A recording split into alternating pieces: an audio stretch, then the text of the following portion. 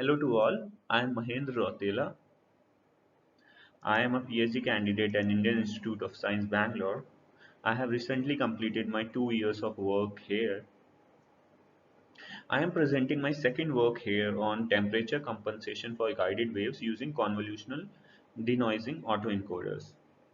The co-authors of the papers are Senthilnath Jayavelu, who is a scientist at Institute of Infocom Research Agency for Science, Technology and Research called A-STAR in Singapore, and Hoshi Mol, who is a researcher at Goethe University at Frankfurt, Germany, and my PhD supervisor, Professor S. Gopalakrishnan. So in my last presentation on delamination detection, I have explained the benefits of ultrasonic guided waves. Ultrasonic guided waves can travel larger distances with minimum energy loss. This is important from the point of view of inspecting larger structures. Among different environmental and operational characteristics, the temperature has the highest effect on ultrasonic guided waves. The reason behind this is material properties of composite structures as well as transducers depend on temperature. Temperature causes change in instantaneous amplitude and phase of the signal, due to which it affects the overall energy of the signal as well as the wave velocity and arrival time. Damage indices, which are used for damage identification, may misbehave due to temperature effects and may generate false alarms. So, for a robust ultrasonic guided wave based SHM, it is necessary to study temperature compensation techniques. There are different techniques for temperature compensation in literature. There are two major classes of approaches. One is optimal baseline selection approach, another one is baseline correction approach. Recently, data-driven based methods for baseline correction approaches are studied for temperature compensation. In literature, baseline signals are reconstructed at any other temperature using baseline signals at a reference temperature once these dimensionless compensation factors are computed. So this is a coupled approach in which damage identification and temperature compensation are performed within one umbrella. Here we are proposing an uncoupled strategy where we already have a trained model for damage identification at a reference temperature. So this is the damage identification model at the reference temperature where we have trained the model on the basis of signals at the reference temperature. So it is working very well, for example. But in order to predict damages, this model need clean signals which are at reference temperatures. So there is a requirement of another model working on the front end of the damage identification model, which feeds clean signal into the damage identification model. This model is a temperature compensation model. So once you feed temperature affected signals, whether baseline or damage, it will give you temperature compensation signals at the reference temperature. So we have to train our model based on that, so that the output of this front end model will be the reference temperatures. And these reference temperature could be fed into the damage identification model. So you can call it as a uncoupled strategy. In this philosophy, the effect of temperature on ultrasonic guided waves can be considered as a kind of a noise.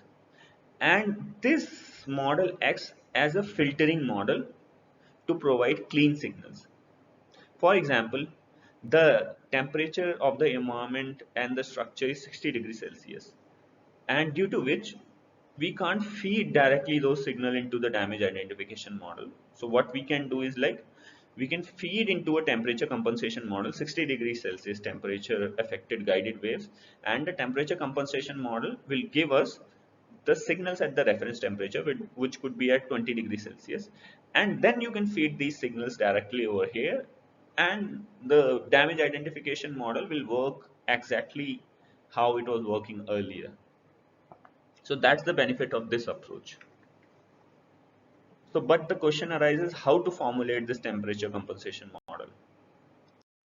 Let's take a detour towards mathematical framework. An encoder maps d-dimensional input space to d-dimensional hidden representation via this formulation, and a decoder transforms d-dimensional hidden representation to a reconstructed input space, which is basically we call it as an output using this formulation. So in this formulation here, H is the hidden representation, W, X and B are weight, bias and weight, input and biases, and they are F theta is a nonlinear function. Here also, here W dash and B dash are different sets of weights and biases. So the objective of the training process is to come up with optimum set of weight and bias for both encoder and decoder, and the cost function is based on reconstruction error which need to be minimized. The difference between a convolutional autoencoder and a basic autoencoder is in terms of that convolutional autoencoder contains convolution layers in decoder and encoder instead of a fully connected layers. So it gives advantages in terms of parameter sharing and sparse connectivity, which leads to better feature learning within, you can say, in less computational time. Let's talk about a convolution denoising autoencoder. A convolutional denoising autoencoder is a regularized version of an encoder which maps a corrupted data distribution as input to original uncorrupted distribution as its output. The origination of this idea to use uh, denoising autoencoders for temperature compensation can be traced back to the concept of speech enhancement. So we have read the literature about speech enhancement in which the speech are uncorrupted by a lot of noise. So they have used denoising autoencoders for a speech enhancement process. So we thought of speech and ultrasonic guided waves has the similar phenomena. They are both the perturbation of particles in a medium. So why not to use similar kind of philosophy for temperature compensation also? So the influence of temperature can also be treated as a noise, similar to speech enhancement process, which modifies the instantaneous amplitude and phase of the guided waves. A denoising autoencoder will correct this noise based on neural network learning model. It will learn the mapping from corrupted signal to uncorrupted signal. So these experiments are conducted in Goethe University Frankfurt under the supervision of Hoshimol. Here there is a CFRP plate with dimension 500 cross 500 cross 2 in mm with a thickness of 2 mm, you can say, and it is placed in a climatic chamber. And we can modify the temperature and humidity level of this climatic chamber. The plate is a composite plate with quasi-isotropic layer, symmetrical quasi-isotropic layer. Two temperature probes are attached on both sides of the plates, and 12 PZTs are arranged in a parallel array and excited in a round robin fashion. So, two temperature cycles were measured between 20 degrees Celsius to 60 degrees Celsius. However, in this study, we are using only one cycle for the training purpose. Apart from this, both baseline and the damage signals are collected at these all possible temperatures. However, we are using this study only for baseline signals as a proof of the concept. I mean to say, we'll be temperature compensating only baseline signals as of now as a proof of the concept, and later on we can jump on to damage signals and come up with a much wider approach.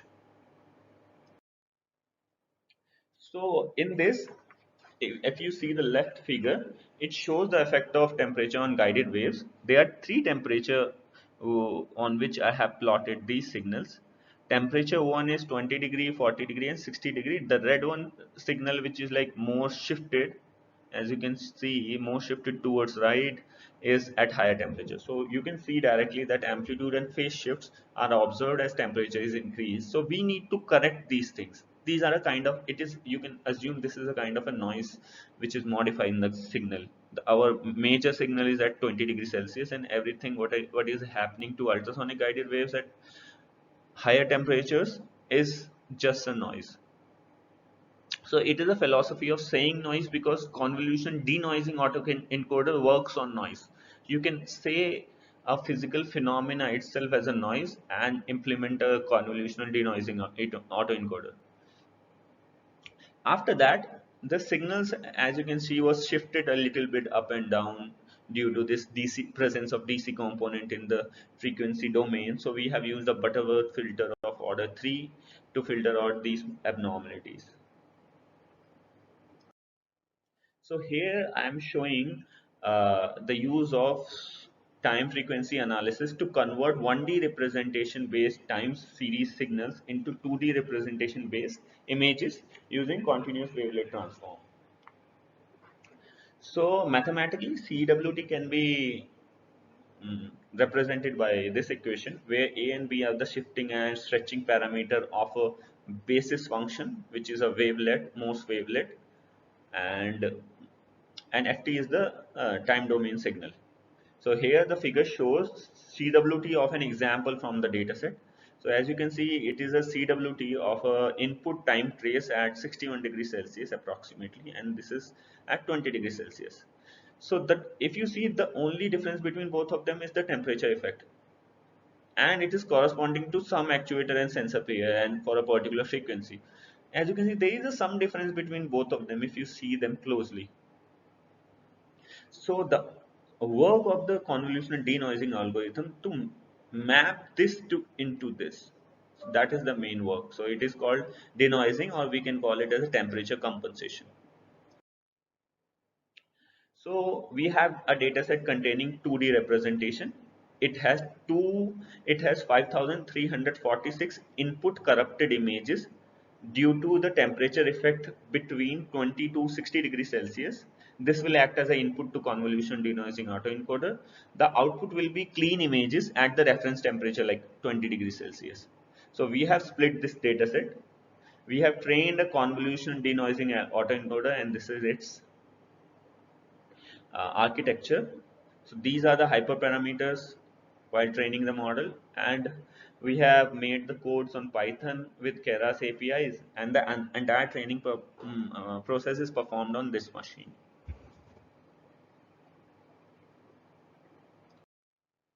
The loss curve is shown in this figure. As you can see, the networks are trained with low mean square error with no underfitting and overfitting. We have obtained low mean absolute error value and a higher R square value. The networks can eliminate the effect of temperature on guided waves. The left figure is temperature affected one, and the right one is at the reference temperature provided by the network. If you feed this image, which is a temperature affected image, into the trained network, trained denoising autoencoder, you will get this image which is at the reference temperature. If you look closely, you will see some intensity and shape size correction in the image, in this image with respect to this image. Let's come to the conclusion of this work and some future scope. We have proposed a new philosophy for temperature compensation. It is an uncoupled methodology, and it has several advantages as compared to existing models. The future scopes and direction which we want to look into is, so we have trained the networks on time frequency 2D representation. We'll study time history dataset also and compare both the results. And we have used baseline signals as of now for temperature compensation. However, the damage signals need to be analyzed further. As you have seen, we can also modify the learning ability of convolution denoising autoencoder by modifying the reconstruction loss, incorporating KL divergence, and little bit visualization through t-SNE plots. So that's the future directions, future scope and direction we want to look into. So thanks a lot for your time.